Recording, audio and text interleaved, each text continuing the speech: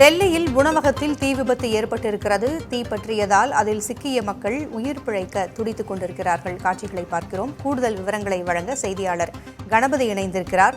கணபதி, டெல்லி உணவகத்தில் தீ விபத்து ஏற்பட்டிருக்கிறது. மக்களை வெளியேற்றுகின்ற பணி எப்படி இருக்கிறது?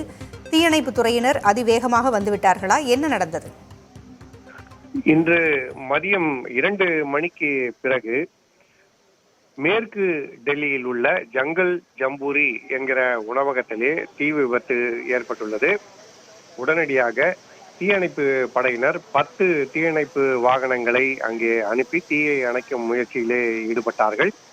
முதல் கட்டமாக அங்கு அந்த உணவகத்திலே இருந்த ஊழியர்கள் மற்றும் வாடிக்கையாளர்களை காப்பாற்றுவது மற்றும் அருகில் உள்ள பகுதிகளுக்கு தீ பரவாமல் தடுப்பது போன்ற நடவடிக்கைகள் எடுக்கப்பட்டன. அதுல் கர்க் என்கிற மூத்த அதிகாரி அங்கு அனுப்பப்பட்டு அவர் மூலமாக தீயணைப்பு பணிகள் ஒருங்கிணைக்கப்பட்டன. எதனால் தீ ஏற்பட்டது என்பது ஆரம்ப கட்டத்திலே தெரியவில்லை என தீயணைப்பு வீரர்கள் தெரிவித்தனர். ஒருவேளை மின்சார கோளாறு காரணமாக ஏற்பட்டிருக்கலாம் என கருதப்படுகிறது. ஆரம்ப கட்டத்தில் தகவல் படி எந்த விதமான உயிர் சேதமும் இல்லை என தீயணைப்பு வீரர்கள் தெரிவித்திருக்கிறார்கள். ஆனால் மிகவும் பயங்கரமாக தீ கொழுந்துவிட்டு எரிந்தது. அந்த பகுதி முழுவதும் பீதியை ஏற்படுத்தியது. அந்த பகுதிக்கு போக்குவரத்தை தடுத்து நிறுத்தி அருகில் உள்ள கட்டடங்களுக்கு யாரும் செல்ல வேண்டாம் என தீயணைப்பு வீரர்கள் வலியுறுத்தினர். திடீரென மதிய உணவு சேவைகள் நடைபெறும் சமயமாக இருக்கும் 2 மணிக்கு இத்தகைய பயங்கர தீ விபத்து ஏற்பட்டது. அந்த பகுதி முழுவதுமே பரபரப்பை ஏற்படுத்தியது. தீ கட்டுக்குள் இருப்பதாகவும் தீயிலிருந்து மக்களை காப்பதற்காக பல்வேறு நடவடிக்கை எடுத்து அவர்களை அருகிலுள்ள கட்டிடங்கள் வழியாகவும் அடுத்தபடியாக அந்த பகுதியில் இருந்த ஏணிகள் மூலமாகவும் காப்பாற்றியதாக தீயணைப்பு வீரர்கள் தெரிவித்திருக்கிறார்கள். ஆகவே தீயிலிருந்து தப்பிப்பதற்காக மக்கள் கூரை பகுதியில் இருந்து பால்கனி வழியாக குதிக்க வேண்டிய கட்டாயம் ஏற்பட்டது. அவ்வளவு பயங்கரமான தீ விபத்து என்பதால் தான் உடனடியாக தீயணைப்பு படை 10 தீயணைப்பு வாகனங்கள் மூலமாக தீயை அணைக்கும் பணியில் ஈடுபட்டது. ஆரம்ப கட்ட தகவல் படி எந்த உயிர் சேதமும் இல்லை என தீயணைப்பு வீரர்கள் தெரிவித்திருக்கிறார்கள்.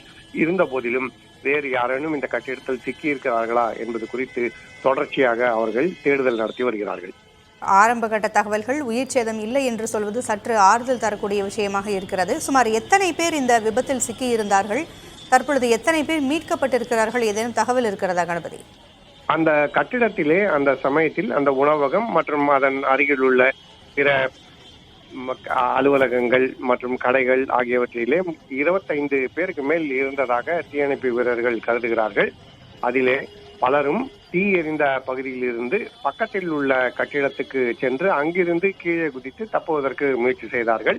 இதற்கிடையே தீயணைப்பு வீரர்கள் ஒரு புறம் தீயை அணைக்க முயற்சி செய்த போது மறுபுறம் தீ பரவி அருகில் உள்ள கடைகள் ஆகியவற்றுக்கும் சென்று கொண்டிருந்தது. ஆகவே அந்த பகுதியில் இருந்த பொதுமக்கள் அனைவரையும் உடனடியாக வெளியேறும்படி கோரிக்கை வைத்து தீயணைப்பு படையினர் விரைவாக அந்த கட்டிடத்தில் மட்டுமல்லாமல் அதன் அருகில் உள்ள கட்டிடங்களில் இருந்தவர்களையும் மீட்கும் பணியிலே ஈடுபட்டார்கள். ஆகவேதான் அந்த பகுதி முழுவதுமே வணிக வளாகம், வணிக நிறுவனங்கள் என்பதால் அவர்களை உடனடியாக அந்த இடத்திலிருந்து அகற்றி விரைவாக அங்கு சிக்கியிருந்தவர்களை காப்பாற்ற முடிந்தது என தீயணைப்பு வீரர்கள் கருதுகிறார்கள். இந்த பகுதி குடியிருப்பு பகுதியாக இருந்தால் மிகவும் சிக்கலான சூழலாக இருந்திருக்கும். அருகில் உள்ள கட்டிடங்கள் மூலமாக பால்கனி மூலமாகவும் பிற இடங்கள் மூலமாகவும் அங்கிருந்து குதித்து தப்பியது சமயோஜிதமான ஒரு நடவடிக்கை என கருதப்படுகிறது.